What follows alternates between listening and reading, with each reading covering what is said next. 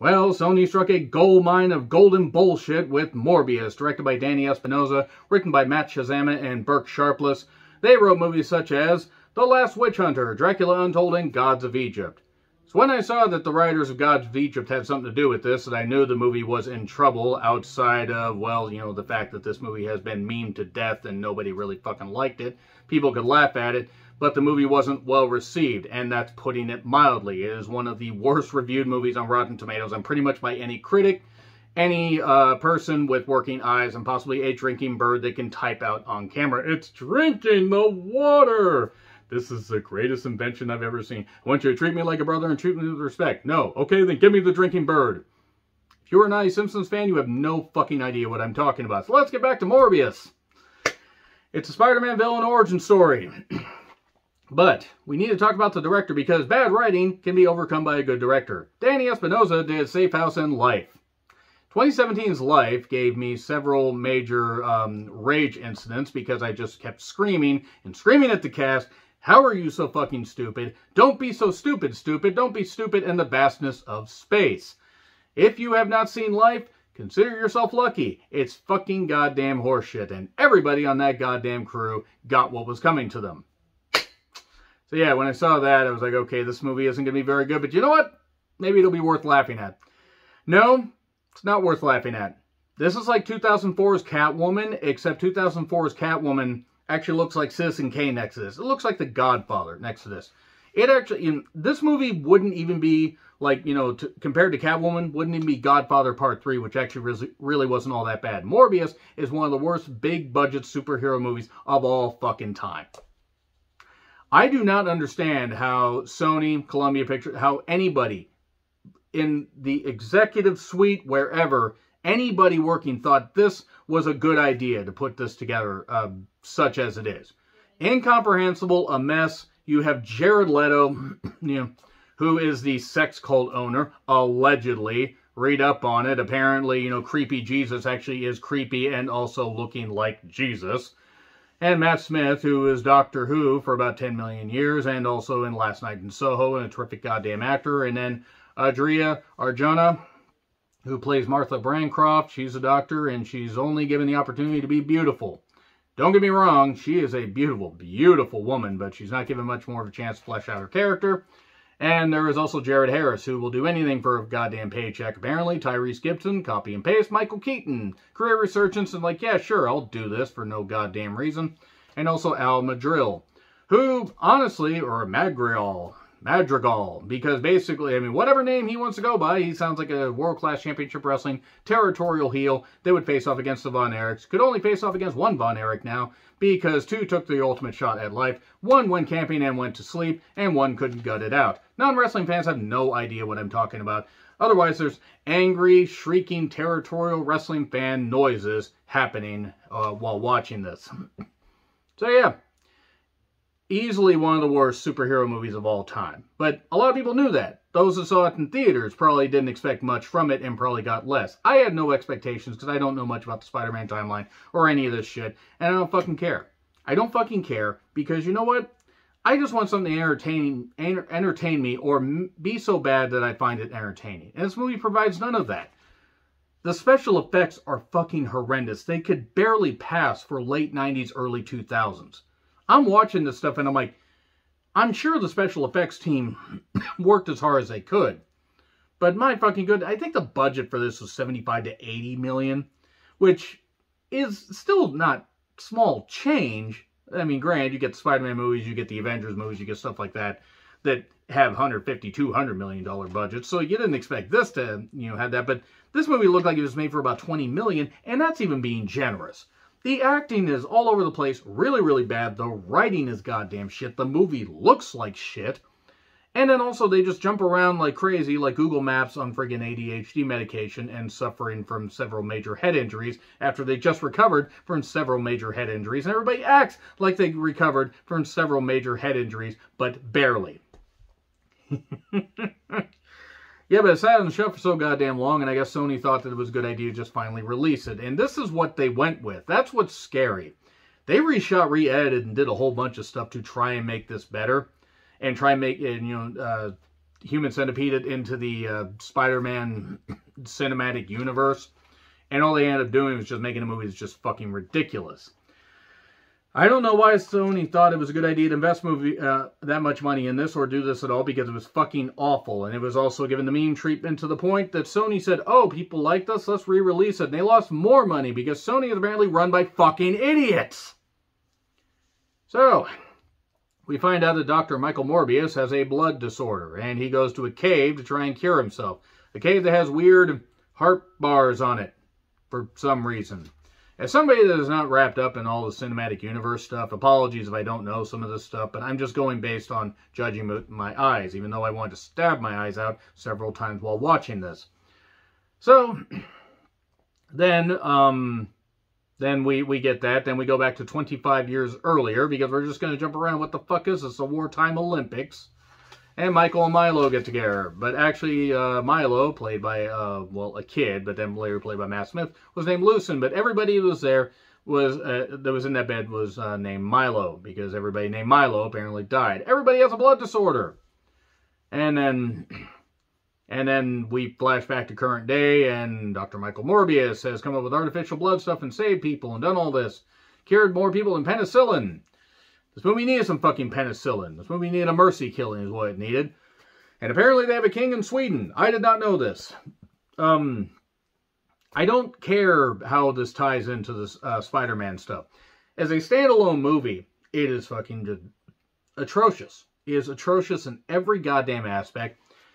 Despite not really going anywhere, this movie jumps all over the place. It's a miracle. It's incredible that this movie manages to pull that off. It will give you the feeling like you were just hitting yourself constantly in the head, trying to figure out what's going on with this. There's a bit of a romance between Jared Leto's character and, Morbius and Martha's character. Martha, Milo, and Morbius. MMM! Doesn't quite work, and hopefully nobody sustains an injury, gain a ladder slammed up into their nose. Again, non-wrestling fans have no fucking idea what I'm talking about. So, yeah, they keep just jumping back and forth and everything, and all this stuff's happening, and Morbius is trying to work on something to cure his blood disorder, but he turns into a vampire, as you do. And then it also turns out that his friend Milo turns into something, but where Morbius uses his powers for good, Milo uses his powers for evil. Ooh!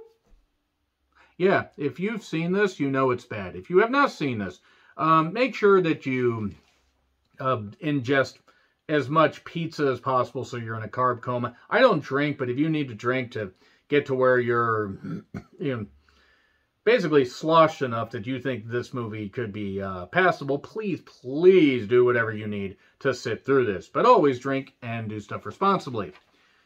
I can't even put in the words just how paralyzingly dull and particularly bad and spectacularly awful this is.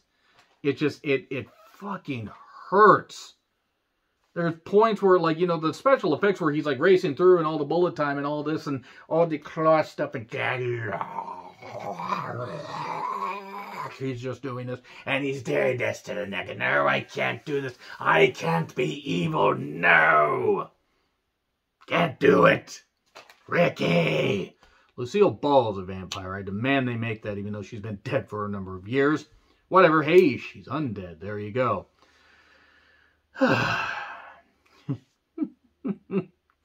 Then after he cures himself and all this stuff happens and everything, and then it just gets really, really weird and really messy, and it's terrible. It's fucking terrible. I'm going to end up spoiling a lot of this now, because let's face it, missing out on Morbius will not haunt you at all. It cannot haunt you. It should not haunt you. It's from the director of Life. Danny Espinosa should automatically have his directorial license taken away for making a movie like that and a movie like this. But whatever, maybe he'll make something good. He can't make anything worse than that 1-2 punch of bullshit. He didn't direct anything, by the way, between Life and Morbius, which probably should say that, oh yeah, maybe he's not very fucking good at this.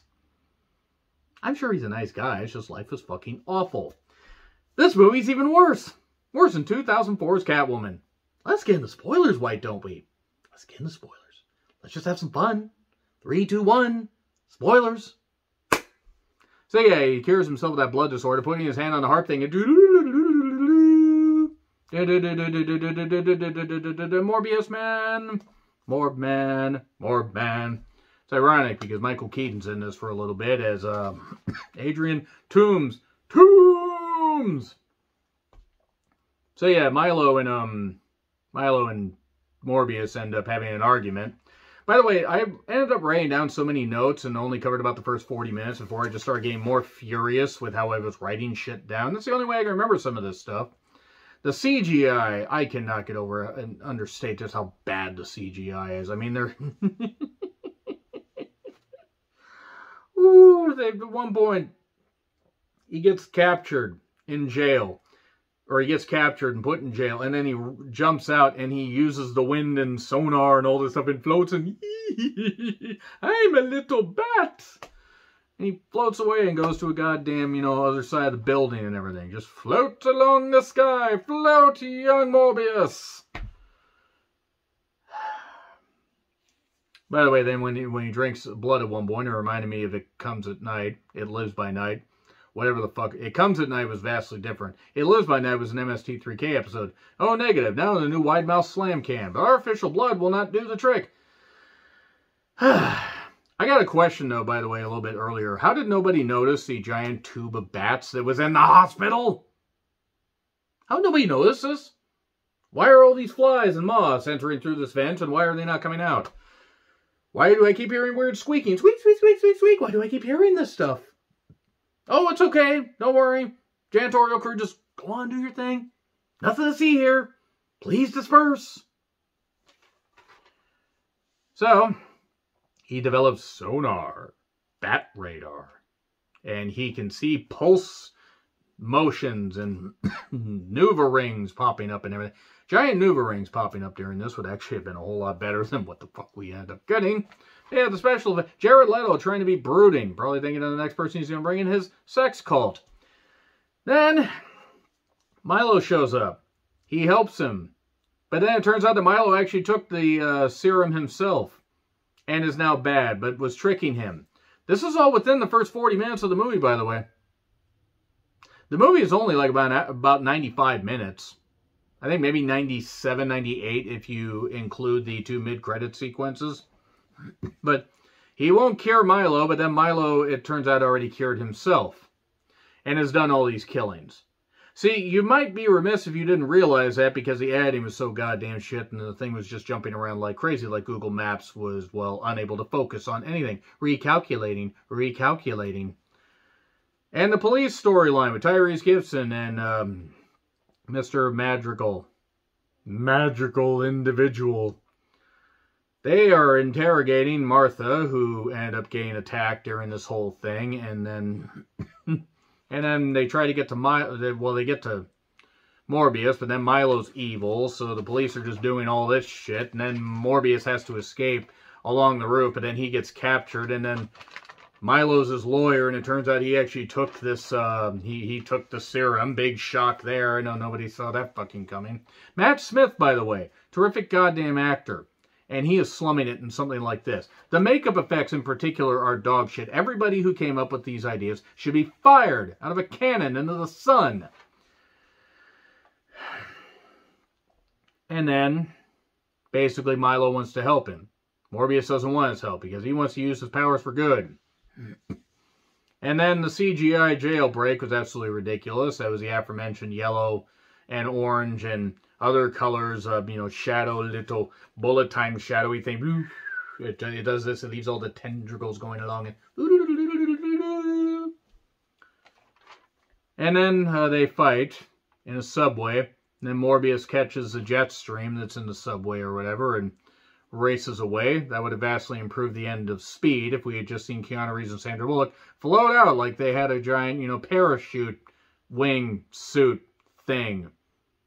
Watch me pull a rabbit out of my hat! Terrible Bullwinkle impression, I'm sorry. I'm angry with this movie, can you tell? So then he decides, hey, Martha, come and help me. I need to get stuff from my lab. We're going to go make a new lab with blackjack and hookers. And then he kills a guy or breaks a guy's arm with 27 boners in the human body, or the human hand. Maybe 27 boners in the body. I knew an ex that could take that many. Moving on from my love life.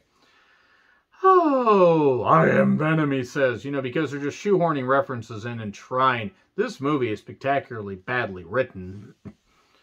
Matt Smith ends up killing Jared Harris because I think it's a contractual obligation that Jared Harris has to die in 90% of the movies that he's in. He's like the Sean Bean of movies that Sean Bean is not in. Have they ever been in a movie? I need to figure this out. And if so, which one would live? There's a cat in this. The cat's the best actor in the movie. And then the doctor, Jared Harris's character, is yelling at Milo, and then he gets killed. I tried to stop him, and then he dies. And then Morbius goes on the hunt after Martha ends up getting killed. He drinks her blood. I wonder what's going to happen. They have a rooftop battle, and then Morbius chases him and fights him and stabs him. Where'd all the bats come from, by the way? All the bats just appearing out of nowhere. Well, this police investigation's going on and everything, and more bullshit's happening. Martha's suddenly a vampire after Milo gets stabbed. And then they go along the skyscrapers, and she's doing whatever, and Morbius is just doing whatever the fuck he does, and then we go to the credits. And then we have Michael Keaton as Adrian Toomes just coming down to Earth for no reason. I'm sure there's a comic book tie-in. I don't really care. I'm not knocking if you do. I just don't care. And then the second credit scene. It's like he's the Green Goblin Birdman. I'll take the case. Hey, we need to team up and take care of Spider-Man. Because why the fuck wouldn't you? Incomprehensible, ridiculous mess and one of the worst goddamn movies I've seen in years. And if this is not the worst movie of 2022, then I really am fearful to see what could be worse than this. Like, it's not even good to laugh at. Like, you can, like, chuckle at the special effects or maybe guffaw at them the first couple times. And then it just becomes where, wow, this movie really has nothing. It is like Catwoman, except Catwoman, you could find a little bit of charm in that. You could at least look at Halle Berry in the Catwoman outfit. You could at least admire Sharon Stone still looking good. You just can't admire anything about this. And also Jared Leto and his alleged sex cult, ownership thing. And also the fact Jared Leto is just an incredibly creepy individual that probably should not be in human society. Or any society. This is terrible. It gets an F. I could say an F minus, but I mean, really, like, if this is not the worst film of the year, I don't know what the fuck we're doing here. And again, I'm just going to re-illustrate, thanks to the director of Life, you fucking asshole. How dare you exist in Hollywood. That's all I gotta say about that. Agree, disagree, what I said. Like, share, subscribe, Twitter handle in the description. I'm John Retlin. Fuck Morbius. See you soon.